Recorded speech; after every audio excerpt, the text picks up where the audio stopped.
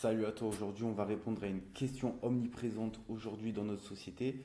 Combien de temps faut-il s'entraîner pour avoir le maximum de résultats et est-ce que c'est possible de s'entraîner de manière minimaliste pour trouver un équilibre entre ton entraînement, ce que tu vas y investir, tes objectifs, mais aussi ta vie d'à côté, ta vie professionnelle et personnelle. Donc on va y répondre tout de suite dans cette vidéo. Et première question, combien de temps minimum faut-il investir à la salle pour progresser? Cette question, elle est très souvent oubliée du fitness. La plupart des coachs vont te proposer des approches maximalistes avec des entraînements 5 fois par semaine en split, même en nutrition, voilà, quelque chose de très poussé, allant dans les détails et demandant un gros volume d'investissement de temps. Ça convient clairement pas à tout le monde parce qu'on le voit aujourd'hui, très peu de gens arrivent à tenir une routine sur le long terme et très peu de gens arrivent au final par rapport à tous ceux qui essayent à atteindre leurs objectifs physiques. Pourquoi le minimalisme est pertinent? Donc déjà, première chose, la majorité des gens ne vivent pas pour la muscu, hein, c'est pas leur activité première, leur activité passion. Et ça, c'est la grande majorité des gens que tu vas voir en salle de sport. Deuxièmement, ils ont une vie, un taf, des gosses, d'autres priorités. Toi aussi, on a tous d'autres priorités. Et c'est dur de trouver l'équilibre entre avoir assez de temps dans notre taf, notre vie annexe pro-perso et avoir assez de temps aussi pour s'entraîner et avoir les résultats qu'on veut pour atteindre nos objectifs physiques. Et ensuite, bien sûr, il y a certains qui n'aiment pas du tout s'entraîner, donc c'est un calvaire, donc très vite ils vont abandonner parce que sur le long terme ils vont pas garder cette discipline parce qu'il n'y a pas cette notion de plaisir dans l'entraînement. Et aussi ce que beaucoup de coachs oublient, c'est que la plupart des personnes, on veut les entraîner comme des athlètes professionnels, quelque chose d'hyper poussé, d'hyper intense, avec un énorme volume. Alors que ces personnes-là, elles souhaitent juste avoir un corps esthétique et performant et pas battre des records du monde. C'est là où est toute la nuance. Parce que déjà, tu vas pas forcément, tu vas le voir après, avoir d'énormes gains en augmentant ton volume d'entraînement. Et en plus de ça, tu vas voir qu'en investissant moins de temps, tu vas pouvoir clairement atteindre tes objectifs esthétiques et de performance sans pour autant te tuer à la tâche et tout sacrifier à côté. Mais maintenant, tu vas me dire, oui Thibaut, c'est bien beau tout ce que tu nous dis. Voilà, ça repose sur ton avis à toi. Mais quand même, déjà, pour l'expérience de chacun, je vois les personnes que je coach et toi-même, tu peux me le dire en commentaire. Beaucoup de gens ont du mal à trouver un training efficace et qui tienne sur le long terme. Et ça, c'est une réalité. Et pour moi, c'est l'un des problèmes numéro un. C'est le facteur numéro un pour lequel les gens échouent, c'est qu'ils n'arrivent pas à trouver une routine qui leur convient, qui leur permet de rester libre pour tenir sur le long terme. Et donc, ce que nous en dit la science sur la musculation, c'est que pour la force, 1 à 4 sets, donc 7 c'est série, 1 à 4 séries par semaine égale à 81% des gains. Donc si tu veux travailler ta force, 1 à 4 séries par semaine, 80% des gains. C'est-à-dire que les 29 autres pourcents des gains, tu vas aller les chercher en faisant 5, 8, 10 séries sur ce groupe musculaire-là pour développer ta force. Mais tu vas investir plus du double pour seulement 29% de gains et tu as 80% de gains en 1 à 4 séries par semaine.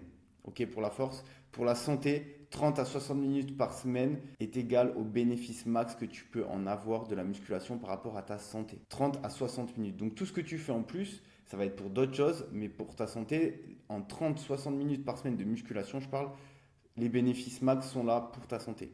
Et au niveau de l'hypertrophie, 1 à 4 séries égale à 64% des gains.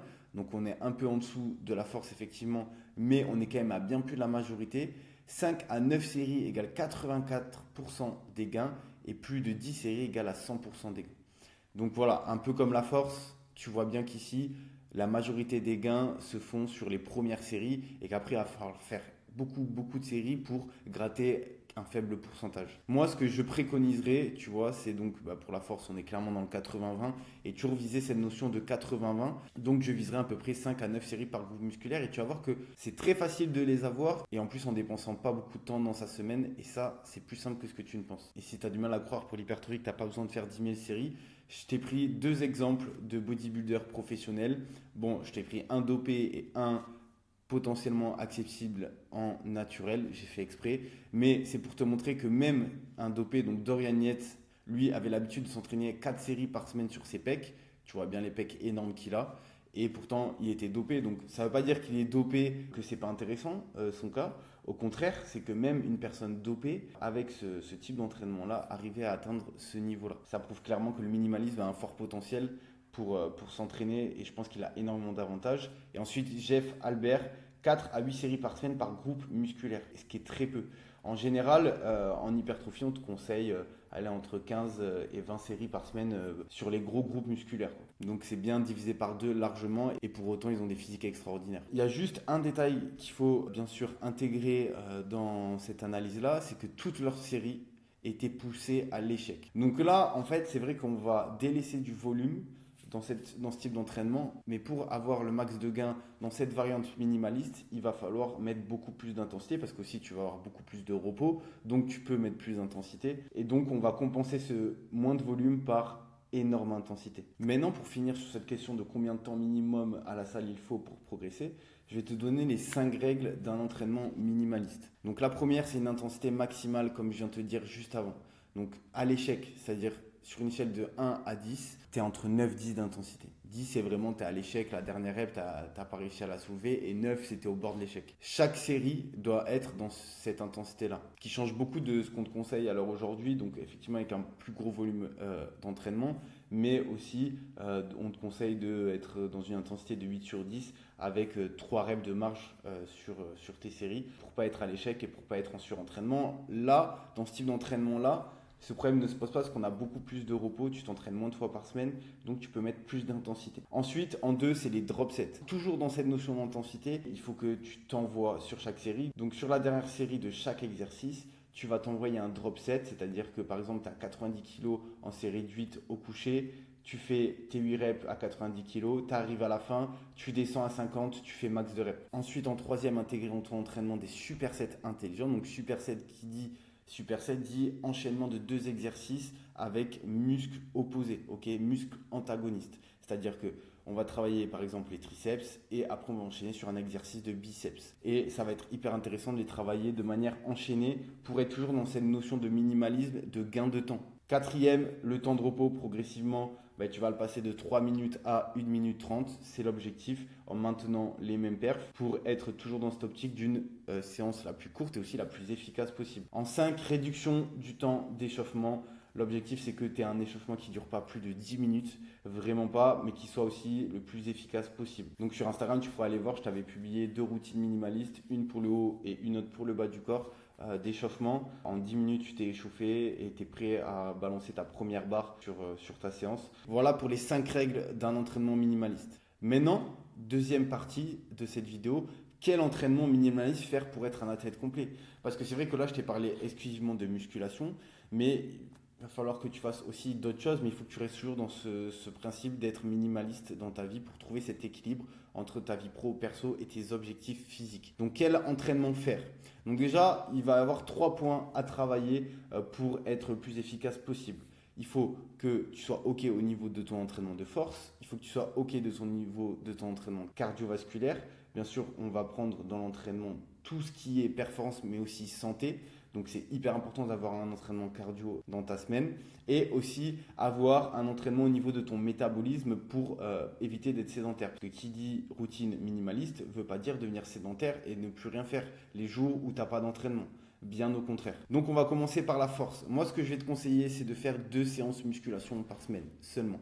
Pas faire 3, pas faire 4, pas faire 5, 2 seulement. Et ces 2 séances de musculation, elles vont durer 45 minutes en comptant l'échauffement. Donc, tu as 30-35 minutes d'entraînement pur et dur. Donc, c'est des séances courtes qui vont se faire en half body. Il y a un entraînement où tu vas travailler le bas du corps et l'autre entraînement où tu vas travailler le haut du corps. Ces entraînements-là, je vais te conseiller de faire 2 exercices polyarticulaires et un superset finisher, comme je t'avais dit, les 2 muscles antagonistes, biceps, triceps par exemple ou pec dos, et avec 4 séries par exercice, ce qui te fait un entraînement à 12 séries effectives en termes de temps. Et avec le superset, ça fait 16 séries et ça va être intéressant. Donc pour le bas du corps, là je vais te donner mes entraînements que je te conseille qui sont directement applicables si tu veux les faire en salle de sport. Donc n'hésite pas à screen et à me dire aussi ce que tu en penses en commentaire. Donc pour le bas du corps, on part sur 3 exercices. Donc ça fait 12 séries dans la séance avec un superset. Donc front squat 4x6, soulevé de terre roumain 4x6, fente marché plus les curls 4x12 plus 12. Ok, avec cet entraînement qui est minimaliste, tu vas avoir 4 séries au niveau du front squat sur donc, tes quadriceps, soulevé de terre roumain, ischio-fessiers, ils sont engagés à mort. Donc tu as 4 séries aussi. Fente marché plus les curls et on fait un rappel sur le quadriceps, sur les ischios, sur les fessiers avec les fentes et une isolation avec le leg curl sur les ischios, ce qui nous fait un entraînement en 12 séries extrêmement complet où tu travailles tout le bas du corps. Pour le bas du corps, là, tu as un entraînement qui va te prendre 30-40 minutes maximum. Comme je te dis, moi, c'est 45 minutes avec l'échauffement et qui va être ultra efficace.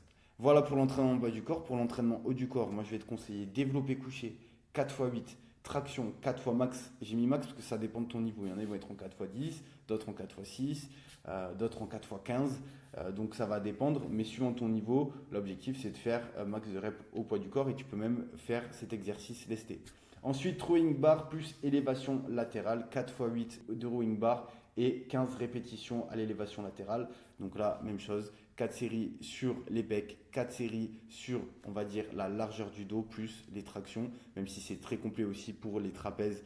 Mais là, on va plus focus la largeur du dos. Et rowing bar, on va être plus sur l'épaisseur du dos, donc plus sur les trapèzes que sur le grand dorsal.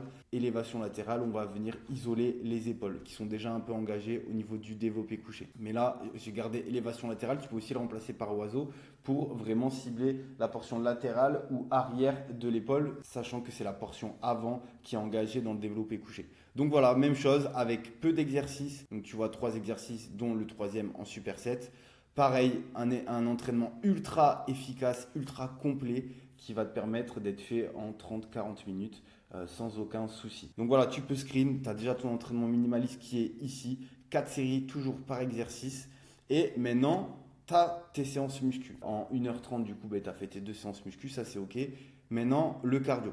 Qu'est-ce qui va être le plus efficace? Le plus efficace, ça va être le HIIT. Je t'ai fait une vidéo sur lui, tu peux aller la voir. Mais un HIIT par semaine, ça va te prendre à peu près 30-40 minutes maximum. Et tu te rajoutes peut-être 10 minutes d'abdos quand même pour faire les abdos dans la semaine. Pour que ça fasse 40 minutes, parce qu'environ avec l'échauffement, ça fait 30 minutes un HIIT.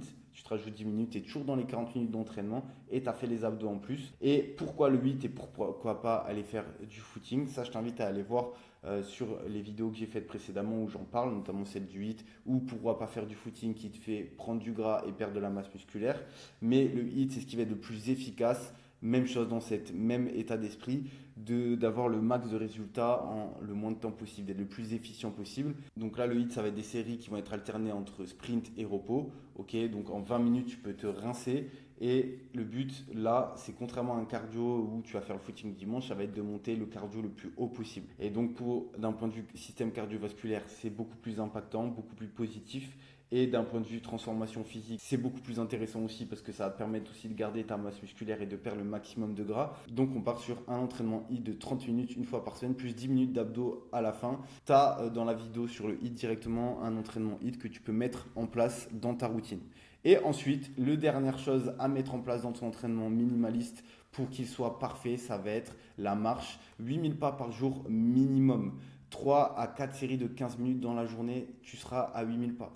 Donc le matin, tu te lèves, tu vas faire 15 minutes de marche. Après manger le midi, tu vas faire 15 minutes de marche. Et le soir, après manger, tu vas faire 15 minutes de marche. En faisant ça, tu es à 8000 pas par jour, plus les pas que tu fais dans le reste de la journée. Et là, tu es au top du top. Et même les jours de repos, tu vas toujours avoir un corps qui va rester actif. Et ça, c'est très, très important. Donc là, tu peux screen. Tu fais cet entraînement minimaliste. Je peux te garantir que tes résultats seront incroyables. Si tu tiens ça sur le long terme, les résultats seront incroyables.